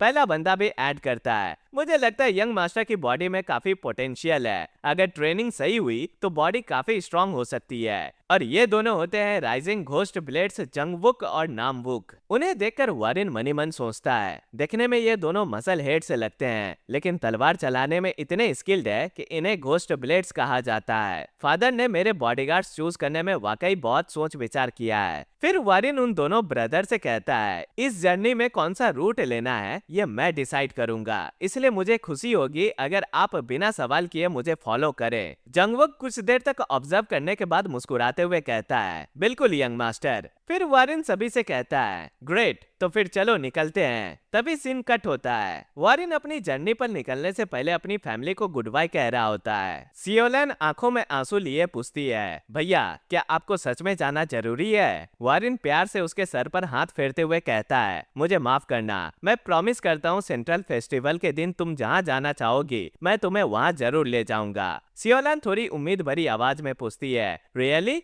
वॉरेन एक वाइड स्माइल के साथ कहता है, बिल्कुल। उसके फादर और स्टेप मदर उसे गर्व और प्यार भरी नजर से देख रहे होते हैं। तब वॉरेन किजुंग के शोल्डर पर हाथ रखकर कहता है, किजुंग, जब तक मैं वापस नहीं आता सियोलन और फैमिली की जिम्मेदारी तुम्हारी है। उस पल किजुंग अपने भाई को देखकर थोड़ा वंडर करता है, क्या मेरा भाई हमेशा से इतना लंबा था? फिर वो सीधा खड़ा होकर सैल्यूट करते हुए कहता है, टेंशन मत लीजिए, मैं अपनी जान देकर भी फैमिली को प्रोटेक्ट करूंगा। वॉरेन कुछ कदम पीछे हटकर कहता है, तो फिर मदर, फादर, मैं चलता हूँ। उसकी फैमिली उसे रेस्पेक्ट और प्यार के साथ फेयरवेल करती है और वॉरेन अपने गार्ड्स के साथ जर्नी पर निकल पड़ता है। जैसे ही वो निकलने लगता है, पीछे से एक फेमिलियर आवाज उसे पुकारती है। वो मुड़ कर देखता है, उसकी तरफ योनवा दौड़ते हुए आ रही होती है। ये सीन देखते ही वॉरेन को पास्ट की एक याद फ्लैश हो जाती है। वो वक्त जब क्लैन ऑलरेडी डाउनफॉल में था और वो एक कैरिज में बैठकर जा रहा था। तब भी योनवा बिल्कुल इसी तरह उसके पीछे दौड़ते हुए आई थी। कैरिज के पीछे भागते हुए वो जोर से चिल्लाई थी, यंग मास्टर। और जैसे ही कैरेज रुकी, वो वॉरेन से बेग की थी, मुझे भी साथ ले चलिए। अब जो हो रहा है वो बिल्कुल उसी सीन जैसा लग रहा होता है। योनवा को देखकर वॉरेन थोड़ा सरप्राइज्ड हो जाता है और कुछ पल तक बस उसे खामोशी से देखता रहता है। तब जंगवुक धीरे से कहता है, यंग मास्टर, आपको मना कर देना चाहिए, इतना डेंजरस सफर है, एक सर्वेंट गर्ल को साथ ले जाना ठीक नहीं होगा। लेकिन वॉरेन उसे बीच में ही रोक देता है, बस एक पल रुको। वो घोड़े से उतरकर योनवा की तरफ बढ़ता है। वो अपना हाथ उठाता है। ये देखकर योनवा मिसअंडरस्टूड कर लेती है। वो तुरंत आंखें बंद कर लेती है, जैसे शायद वॉरेन उसे थप्पड़ मारने वाला हो। वो घबराकर तुरंत माफी मांगने लगती है, लेकिन अगले ही पल वॉरेन उसे जोर से गले लगा लेता है। यह देखकर सिर्फ योनवा ही नहीं बल्कि आसपास खड़े सब लोग हैरान रह जाते हैं। वॉरेन उसे गले लगाए हुए धीरे से कहता है, योनवा, तुम हमेशा मेरे साथ रहना चाहती थी, तुम्हारी वफादारी के लिए मैं हमेशा शुक्रगुजार रहूंगा। फिर वो उसकी आंखों में देखकर कहता है, लेकिन जो रास्ता मैं अब लेने जा रहा हूँ वो बहुत लंबा और खतरनाक हो सकता है। अभी के लिए मैं तुम्हें प्रोटेक्ट नहीं कर पाऊंगा अगर तुम मेरे साथ आई, और मैं तुम्हें खतरे में नहीं डालना चाहता। फिर हल्की सी मुस्कान के साथ कहता है, क्योंकि तुम भी मेरी फैमिली हो। फिर वो आगे कहता है, इसलिए फादर, मदर, किजुंग और सियोलान के साथ मेरा वेट करो। क्या तुम ये कर सकती हो? योनवा की आंखों से खुशी के आंसू बहने लगते हैं। वो मुस्कुराते हुए कहती है, यस यंग मास्टर। उसके बाद वॉरेन एक डिटरमाइंड एक्सप्रेशन के साथ क्लैन को छोड़कर निकल पड़ता है और मनी मन सोचता है, जब मैं टियानजोंग क्लैन में वापस लौटूंगा तब तक बहुत कुछ बदल चुका होगा। मैं अपनी फैमिली को प्रोटेक्ट करूंगा और हमारे क्लैन को विनाश से रोकूंगा, और ये सब शुरू होगा हमारी इनकम्प्लीट मार्शल आर्ट को कंप्लीट करने से। वो घोड़ों को तेज दौड़ने के लिए हाँकता है। घोड़े रफ्तार पकड़ लेते हैं। आगे बढ़ते हुए वॉरेन मनी मन कहता है, मुझे माफ करना फादर, लेकिन जैगल क्लैन जाना सिर्फ एक बहाना था। जैगल क्लैन वुडेंग माउंटेन से ज्यादा दूर नहीं है, और हमारी क्लैन की इनकम्प्लीट मार्शल आर्ट को कंप्लीट करने का सीक्रेट वुडेंग माउंटेन में छुपा है, और हमारी असली मंजिल भी वुडेंग माउंटेन ही है। सफर के दौरान वॉरेन धीरे से अपनी आंखें खोलता है और खुद को एक अजीब सी जगह पर पाता है। चारों तरफ बस पानी ही पानी होता है, न कहीं जमीन, न आसमान का कोई किनारा, सिर्फ एक बेहद विशाल और बिल्कुल शांत समंदर। ऑब्वियसली ये उसका एक सपना होता है। वॉरेन धीरे धीरे आगे बढ़ता है और आसपास देखते हुए बोलता है, यह जगह कितनी ज्यादा वास्ट है। तभी उसकी नजर पानी पर तैरती हुई किसी चीज पर पड़ती है। वो धीरे से उसकी तरफ बढ़ता है। पास पहुंचने पर उसे पता चलता है कि वो एक टूटा फूटा साइन बोर्ड है। वॉरेन उसे पानी से उठाता है और जैसे ही उस पर लिखा हुआ नाम पढ़ता है, उसकी आंखें शौक से फैल जाती है, क्योंकि ये टियानजोंग क्लैन का बोर्ड होता है। और तभी अचानक उसके आसपास का पूरा सीन बदलने लगता है। जो समंदर अब तक शांत और अनंत लग रहा था, अब उसके सामने एक भयानक नजारा बन जाता है। समंदर के बीच उसकी पूरी क्लैन आग में जल रही होती है। आग की लपटें ऐसे उठ रही होती है जैसे पानी पर ही आग का समंदर भड़क रहा हो। वॉरेन आंखों में डर और डिसबिलीफ के साथ उस मंजर को देखते रह जाता है, और अगले ही पल उसका डर उस पर हावी हो जाता है। वो चिल्लाते हुए उससे दूर भागने लगता है। तभी उसके सामने अचानक एक जाइंट रेड फेस अपीयर होता है। वो डिमोनिक मास्टर होता है। वो गुस्से से गरजता है, बेवकूफ। वॉरेन डर के मारे जमीन पर गिर जाता है। डिमोनिक मास्टर फिर कहता है, हेवन के खिलाफ जाने वाला इतना बड़ा मौका मिलने के बाद भी तुम अपना वक्त ऐसी बचकानी हरकतों पर बर्बाद कर रहे हो। वॉरेन शौक में पूछता है, तुम तो वही ओल्ड मैन हो जो पहले मिले थे, लेकिन तुम यहाँ कैसे? ओल्ड मैन कोल्डेली कहता है, तुम कुछ भी नहीं बदल पाओगे, इसलिए अब तुम अपनी बॉडी मुझे दे दो। लेकिन उसकी बात पूरी होने से पहले ही एक स्वॉर्ड उस शैडोई फिगर को बीच से ही काट देती है, और उस रेड फेस का इल्यूजन तुरंत डिस्पर्स हो जाता है। वो स्वॉर्ड मास्टर मो की होती है। असल में इस वक्त वॉरेन मास्टर मो के साथ स्पार कर रहा होता है। मास्टर मो स्वॉर्ड स्ट्राइक करते हुए पूछती है, यंग मास्टर योंग, स्पार के दौरान तुम क्या सोच रहे हो? वॉरेन तुरंत रियलिटी में वापस आ जाता है, लेकिन तब तक काफी देर हो चुकी होती है। मास्टर मो का स्वॉर्ड अटैक वॉरेन को डिसआर्म कर देती है। उसकी स्वॉर्ड पीछे दूर जा गिरती है, और अगले ही पल मास्टर मो की स्वॉर्ड वॉरेन की गर्दन पर टिक चुकी होती है। वॉरेन तुरंत बोल पड़ता है, मैं सरेंडर करता हूँ। मास्टर मो थोड़ा सीरियस होकर पूछती है, यंग मास्टर योंग, आज तुम्हारा फोकस बिल्कुल नहीं है, क्या तुम्हारी तबीयत फिर से खराब हो गई है? वॉरेन थोड़ी मायूसी के साथ कहता है, नहीं, बस कुछ दिनों से मेरी नींद थोड़ी डिस्टर्ब हो रही है। तभी जंगवुक मजाक करते हुए बोल पड़ता है, अगर आपको ठीक नहीं लग रहा है तो हमारे साथ ट्रेनिंग करिए। वो दोनों ब्रदर्स हेवी स्टोन वेट्स उठाते हुए स्क्वाट और बेंच प्रेस कर रहे होते हैं, और फिर कहते हैं, इन एक्सरसाइजेस को मैचिंग रिवर्स लिफ्टिंग फ्लो और एडिंग थ्रस्ट फ्लो कहा जाता है। ये किसी की स्ट्रेंथ बढ़ाने के लिए सबसे बेस्ट टेक्निक है। फिर एक भाई इंस्ट्रक्शन देता है, अपने साइड मसल्स को सही यूज करो और ध्यान रखो कि स्टोन और एल्बोज बिल्कुल परपेंडिकुलर हो। वॉरेन थोड़ा नर्वस सा हंसकर कहता है, शायद नेक्स्ट टाइम। फिर वो थोड़ा सीरियस होकर कहता है, वैसे हमारी जर्नी के बारे में मुझे एक इम्पोर्टेंट बात अनाउंस करनी है। तभी सीन कट होता है। एक बार फिर सब अपनी जर्नी कंटिन्यू करने के लिए घोड़ों पर सवार हो जाते हैं। रास्ते में वॉरेन उनसे कहता है, जैगल क्लैन जाने से पहले मैं माउंट सेवन सेजेस पर एक छोटा सा स्टॉप लेना चाहता हूँ। ये सुन जंगवुक थोड़ा हैरान होकर पूछता है, mount seven sages? Warren casually explain करता है, मैंने एक मशहूर हर्बलिस्ट की लिखी हुई किताब पढ़ी थी। उसमें लिखा था कि माउंट सेवन सेजेस के कुछ हिस्सों में 100 साल पुराने जिनसेंग आमतौर पर मिल जाते हैं, और वह एक और चीज मिलती है, मंकी वाइन, जो जियांगू के बाकी हिस्सों में आसानी से नहीं मिलती।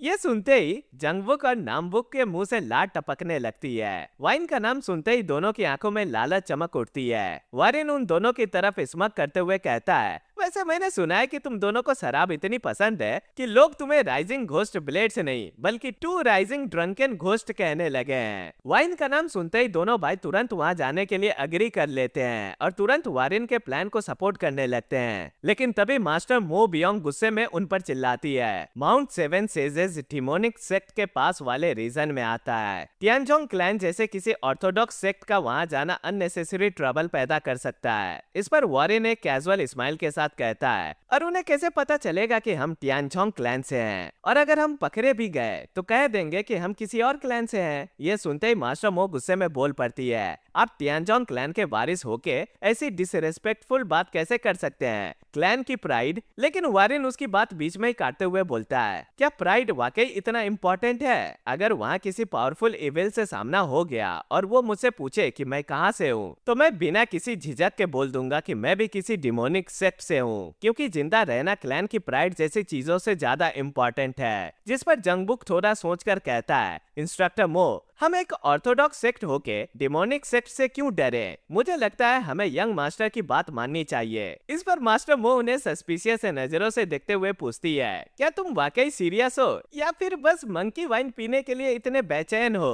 और सच में दोनों भाई वाइन के नाम पर बंदरों की तरह एक्साइटेड दिख रहे होते हैं। तब वॉरेन अपनी आंखों को ढक लेता है और थोड़ा ड्रामा करते हुए कहता है, मास्टर, मैं तो सिर्फ अपने बिलव्ड पेरेंट्स के लिए जिनसेंग वापस ले जाना चाहता था। अब तक मैंने उन्हें बहुत परेशानी दी है। और कमाल की बात तो ये होती है कि मो बियोंग उसकी नौटंकी पर सच में बिलीव कर लेती है। वो एक साय करते हुए कहती है, अगर तुम ऐसा कह रहे हो तो ठीक है, चलो फिर माउंट सेवन सेजेस चलते हैं। ये सुनकर वॉरेन ड्रामा जारी रखते हुए बोलता है, तुम सबका शुक्रिया, चलो पहले किसी नियर बाय इन में रुककर प्रिपरेशन कर लेते हैं। लेकिन अंदर ही अंदर वॉरेन खुशी से मुस्कुराता है और मनी मन कहता है, ऑब्वियसली मैंने झूठ बोला था। माउंट सेवन सेजेस में ना कोई जिनसेंग है और ना ही कोई मंकी वाइन। वह एक्चुअली एक ऐसी चीज है जो उन दोनों से भी 100 गुना ज्यादा वैल्यूएबल है, डिमोनिक पॉइजन स्टोन फ्लावर। कहते हैं एक खास तरह का टॉम्ब होता है जहाँ पॉइजनस इंसेक्ट्स अपनी मौत के वक्त जाकर इकट्ठा हो जाते हैं। सदियों तक उनका जहर वहीं जमा होता रहता है और धीरे धीरे वो एक पडल बनकर हार्ड हो जाता है और आखिर में पॉइजन क्रिस्टल में बदल जाता है। कभी कभी उस क्रिस्टल पर कोई सीड गिर जाता है और फिर उस पॉइजन क्रिस्टल पर एक फूल उगता है। वो फूल उस क्रिस्टल के पॉइजन और डिमोनिक एनर्जी को एब्जॉर्ब कर लेता है। उसी को कहते हैं डिमोनिक पॉइजन स्टोन फ्लावर। और वो फूल माउंट सेवन सेजेस में ही होना चाहिए। लेकिन जैसे ही वो लोग इनमें पहुंचते हैं, वह काफी भीड़ होती है। वो पास के टेबल पर बैठकर उनकी कन्वर्सेशन सुनते हैं। एक आदमी अपने सामने बैठे बंदे से कहता है, क्या तुमने सुना डिमोनिक सेक्ट्स के martial masters mount seven sages के पास गैदर हो रहे हैं? इस पर दूसरा बंदा जवाब देता है, हाँ सुना है, लेकिन वो सब वहाँ क्यों जा रहे हैं? पहला बंदा धीरे से पास झुककर कहता है, हैरान मत होना, मैंने सुना है कि वहाँ डिमोनिक सेक्ट के लोगों के लिए काफी यूजफुल मेडिसिन से डिस्कवर हुई है। उन्हीं में से एक है डिमोनिक पॉइजन स्टोन फ्लावर। ये सुनते ही वॉरेन की आंखें हैरानी से फैल जाती है और वो मनी मन सोचता है, ये कैसे पॉसिबल है? इस बात का पता पूरी दुनिया को कैसे चल गया? तब मास्टर मो अपनी चाय की सिप लेते हुए कहती है, जैसे कि तुमने अभी सुना, demonic poison stone flower discover होने की वजह से डिमोनिक सेक्ट्स के मास्टर्स माउंट सेवन सेजेस जा रहे हैं। ऐसे में अभी वहां जाना कोई अच्छा आइडिया नहीं लगता। ये सुन वारिन मनी मन सोचता है, इंस्ट्रक्टर मो सही कह रही है। डिमोनिक सेक्ट के मास्टर से इस फ्लावर के लिए जरूर आपस में लड़ेंगे, लेकिन मुझे उनके बीच कूदने की कोई जरूरत नहीं है। मुझे बस एक इंसान को हराना है, गो चियोक, हुबई के सरपेंट ड्रैगन सेक्ट का वारिस। आखिर में वही डिमोनिक पॉइजन स्टोन फ्लावर को क्लेम करेगा। और मैंने सुना है कि वो सिर्फ आधे साल में ही फर्स्ट रेट से सीधे पीक लेवल तक पहुंच गया है। और ये demonic poison stone flower undoubtedly मेरी मार्शल आर्ट के लिए परफेक्ट इंग्रेडिएंट होगा। आखिर टियानजोंग क्लैन की मार्शल आर्ट असल में डिमोनिक आर्ट्स ही तो है। ये सोचकर वारिन एक ही गल्प में अपना ड्रिंक फिनिश कर देता है। फिर वो ग्लास को जोर से टेबल पर रखते हुए कहता है, इससे कुछ भी नहीं बदला है, हम माउंट 7 सेजेस ही जाएंगे। ये सुनते ही मास्टर मो डिसबिलीफ में खड़ी हो जाती है और कहती है, व्हाट यंग मास्टर, क्या आपने उनकी बात नहीं सुनी? डिमोनिक सेक्ट्स के मास्टर इस वक्त वहाँ इकट्ठा हो रहे हैं। वारिन बिल्कुल काम रहकर जवाब देता है, जैगल क्लैन जाने के रास्ते में से एक रास्ता माउंट 7 सेजेस से भी जाता है और मुझे यकीन है जैगल क्लैन भी इस मामले में इन्वॉल्व्ड होगा, इसलिए वहाँ उनसे मिलना बुरा आइडिया नहीं होगा। वारिन की रीजनिंग सुनकर मास्टर मो सिचुएशन की ग्रेविटी समझ जाती है। वो थोड़ी फ्रस्ट्रेशन के साथ अपना सर झुकाकर गहरी सांस लेती है, फिर मजबूरी में बोलती है, ठीक है, लेकिन अगर हमें ऐसे मार्शल आर्टिस्ट मिल जाए जिनसे हम डील नहीं कर सकते तो हमें तुरंत उनसे बचकर निकलना होगा। तब वारिन कैजुअली पूछता है, और 2 राइजिंग घोस्ट ब्लेड्स का क्या? लेकिन जैसे ही वो उनकी तरफ देखते हैं, पता चलता है कि दोनों भाई जमीन पर पड़े हुए हैं। उनके आसपास खाली अल्कोहल की बोतल्स बिखरी पड़ी होती है। ज्यादा पीने की वजह से दोनों ऑलरेडी पास आउट हो चुके होते हैं। ये देखकर वारिन बस सर हिलाकर श्रग करता है और मास्टर मो को रीअश्योर करता है, चिंता मत कीजिए, मैं प्रॉमिस करता हूँ कि मैं उन जगहों के पास नहीं जाऊंगा जहाँ डेंजरस मार्शल आर्टिस्ट हो सकते हैं। बियोंग को अब भी थोड़ा डाउट होता है, लेकिन मजबूरी में वो मान जाती है। थोड़ी देर बाद सब लोग एक दूसरे इन पर पहुंचते हैं। वारिन उन्हें अंदर ले जाते हुए कहता है, फिलहाल के लिए हम यहीं रुकेंगे। लेकिन मनी मन वो सोच रहा होता है, माउंट 7 सेजेस के आसपास का एरिया असल में पेंडेमोनियम की गैलरी जैसा है। अभी मैं इतना स्ट्रांग नहीं हूँ कि इतनी डेंजरस जगह में सीधा घुस जाऊं, लेकिन असली विनर वही होता है जो आखिरी में हंसता है। फिर एक फ्लैशबैक दिखाया जाता है जहाँ वारिन अपने ग्रुप को प्लान समझा रहा होता है। वो कहता है, तुम तीनों सरपेंट ड्रैगन सेक्ट के द्वारा चलाए जा रहे इंस और बार्स को इन्वेस्टिगेट करो। ऐसी जगह ढूंढो जहाँ कस्टमर्स कम हो लेकिन घोड़े ज्यादा हो, क्योंकि वारिन जानता था गो चियोक सरपेंट ड्रैगन सेक्ट का यंग सेक्ट लीडर है। वो अपने आदमियों के साथ जरूर लड़ने जाएगा और जल्दी मूव करने के लिए उन्हें बहुत सारे घोड़ों की जरूरत पड़ेगी, इसलिए उन्हें एक बड़ा इस्तबल चाहिए। वारिन आगे सोचता है, लेकिन चाहे वो डिमोनिक पॉइजन स्टोन फ्लावर हासिल कर भी ले, पर फिर भी वो उसे तुरंत सेफ जगह पर नहीं ले जा पाएगा। पहले वो किसी इन में रुकेगा और सबसे ज्यादा चांसेस है कि वो सरपेंट ड्रैगन सेक्ट के ही किसी इन में रुकेगा। अगर मुझे गोचियोक पहले मिल गया तो मैं डिमोनिक पॉइजन स्टोन फ्लावर हासिल कर सकता हूँ, क्योंकि पिछली बार भी वही आदमी था जिसने इसे हासिल किया था। तब वारिन इस कंक्लूजन पर पहुंचता है, मतलब इन सब कंडीशन पर सिर्फ एक ही इन फिट बैठता है और वो है ये इन। मतलब अगर हम यहाँ रुकते हैं तो इवेंचुअली गोचियोक यहाँ जरूर आएगा और उसके हाथ में होगा डिमोनिक पॉइजन स्टोन फ्लावर। थोड़ी देर बाद एक बड़ा ग्रुप इकट्ठा होता है। वारिन और जंगबुक ऊपर से सब ऑब्जर्व कर रहे होते हैं। तभी नामबुक आकर पूछता है, तुम लोग क्या देख रहे हो? लेकिन उसी वक्त किसी को आते देख जंगबुक धीरे से कहता है, यंग मास्टर, वो रहा गोचियोक, सरपेंट ड्रैगन सेक्ट का यंग सेक्ट लीडर। ये सुनते ही वारिन शॉक में बोल पड़ता है, व्हाट? और फिर हैरानी से गोचियोक को देखते हुए सोचता है, अभी तो उसे माउंट 7 सेजेस पर होना चाहिए था, फिर वो यहाँ क्या कर रहा है? क्या वो उसके लिए लड़ नहीं रहा? तभी वारिन देखता है कि गोचियोक का एक आदमी भागते हुए उसके पास आता है और उसके कान में कुछ विस्पर करता है। दूरी की वजह से वारिन उनकी बात सुन नहीं पाता। वो मनी मन सोचता है, शिट, इतनी दूरी से मुझे उनकी बात समझ नहीं आ रही। लेकिन जैसे ही गोचियोक वो न्यूज सुनता है, उसका एक्सप्रेशन तुरंत गुस्से में बदल जाता है। वो जोर से चिल्लाता है, सरपेंट ड्रैगन 8 सोर्ड और सरपेंट ड्रैगन 8 स्लैशर्स को तुरंत बुलाओ, हम उनका पीछा करेंगे। ये सुनते ही जंगबुक तुरंत कहता है, सरपेंट ड्रैगन 8 सोर्ड और serpent dragon 8 slashers serpent dragon sect की 2 सबसे पावरफुल फोर्सेस है। वो इतना एक्साइटेड हो गया था कि मैं भी उसकी बात साफ सुन पाया। तब वारिन मनी मन सोचता है, अगर अभी कोई अर्जेंट सिचुएशन हो गई है तो मेरे पास डिमोनिक पॉइजन स्टोन फ्लावर छीनने का और ज्यादा चांसेस होगा। मतलब सिंपली सेफ हालत में पाने की पॉसिबिलिटी बढ़ गई है। फिर वो जंगबुक को ऑर्डर देता है, तैयार हो जाओ, हम उनका पीछा करेंगे। तभी मास्टर मो वहाँ आते हुए चिल्लाती है, तुम डिमोनिक सेक्ट का पीछा करने जा रहे हो, ये बहुत डेंजरस है यंग मास्टर। वो जेन्युइनली वरीड होकर पूछती है, तुम खुद को बार बार इतनी डेंजरस सिचुएशन में क्यों डाल रहे हो? तब वारिन सीरियस टोन में कहता है, ड्रैगन फ्लावर सोड, जल्दी जियांगू एक बड़े बदलाव का सामना करेगा। उस केओस में जिंदा रहने के लिए हमें और स्ट्रॉन्ग बनना होगा। Demonic poison stone flower. लेकिन मास्टर मो उसकी बात बीच में ही काटते हुए कहती है, जियांगू बिल्कुल शांत है और हम इतने कमजोर भी नहीं है कि किसी हर्ब पर डिपेंड करें। लेकिन वारेन तुरंत डिसएग्री करते हुए कहता है, आप गलत हैं, हम कमजोर हैं। फिर वो सीधे पूछता है, क्या आपको सच में उस चीज की डिजायर नहीं है? कोई मार्शल आर्टिस्ट ऐसे कैसे हो सकता है जिसे उसमें इंटरेस्ट ना हो? सच तो ये है कि हम इतने स्ट्रांग नहीं है कि उसके लिए आराम से फाइट कर सकें। फिर वारिन सीरियस होकर कहता है, मेरा एक सपना है, मैं डिमोनिक पॉइजन स्टोन फ्लावर हासिल करूंगा ताकि मैं स्ट्रांग बनकर अपने परिवार और अपने क्लैन को बाहरी खतरों से प्रोटेक्ट कर सकूं। फिर वो सीधे मास्टर मो की आंखों में आंखें डालकर कहता है, अगर आप सच में मुझ पर भरोसा करती हैं, अपने क्लैन के बारिश पर, तो मेरी कमांड फॉलो कीजिए मास्टर मो। मो बियोंग उसके अचानक बदले हुए एटीट्यूड से स्टन्ड रह जाती है। वो मनी मन सोचती है, जो यंग मास्टर पहले अपनी ही बॉडी का ध्यान नहीं रख पाता था, अब वो ये बातें कह रहा है। क्या मैंने उसे कभी प्रॉपर एडल्ट की तरह देखा ही नहीं? तभी जंगवुक जोर से हंसते हुए कहता है, मुझे नहीं पता था कि क्लैन हेयर के दिल में इतना बड़ा संकल्प छुपा हुआ है। फिर दोनों भाई मार्शल रेस्पेक्ट शो करते हुए कहते हैं, मैं टू राइजिंग घोस्ट ब्लेड्स का जंगवुक और मैं नामवुक यंग क्लैन लीडर के कमांड को फॉलो करेंगे। आखिर में मास्टर मो भी मान जाती है। वो भी मार्शल रेस्पेक्ट शो करते हुए कहती है, मैं मो बियोंग भी आपकी इच्छा का पालन करूंगी, लेकिन एक बात याद रखिए, जियांगू कोई ऐसी जगह नहीं है जिसे हल्के में लिया जा सके। वरिन सर हिलाकर अग्री करते हुए कहता है, तो चलो निकलते हैं। और आगे बढ़ते हुए वो मनी मन सोचता है, चिंता मत कीजिए मास्टर मो, पूरी जियांगू में शायद ही कोई हो जो इस बात को मुझसे ज्यादा अच्छी तरह समझता हो, क्योंकि मैंने खुद इसे अनुभव किया है। तो कैसे लगे ये चैप्टर्स? अपने थॉट्स कमेंट्स में जरूर शेयर करें। अगर वीडियो पसंद आया हो तो लाइक, शेयर और चैनल को सब्सक्राइब करना ना भूलें। तो मिलते हैं नेक्स्ट एपिसोड में, तब तक के लिए सायोनारा।